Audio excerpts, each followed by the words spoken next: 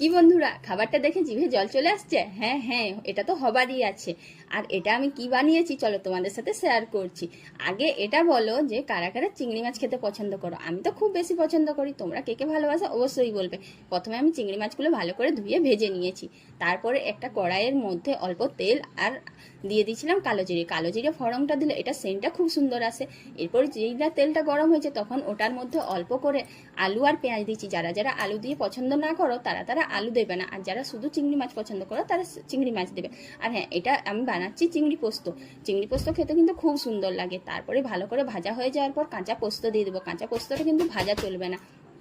এরপর একটু ফুটে গেলে তার উপরে দিয়ে দেবো চিংড়িটা দেওয়ার পর কিছুক্ষণ ফুটিয়ে নিতে হবে। ওটার উপরে দিয়ে দিতে হবে অল্প তেল। ব্যাস, আমার চিংড়ি পোস্তটা কি সুন্দর তৈরি হয়ে গেছে দেখো, তোমরা দেখে করে অসাধারণ লাগছে। আর হ্যাঁ, তোমরা যদি আমার চেককে ভালোবেসে থাকো বা আমার চ্যানেলটাকে গ্রো করাতে চাও অবশ্যই আমার চ্যানেলটাকে সাবস্ক্রাইব করবে। টাটা।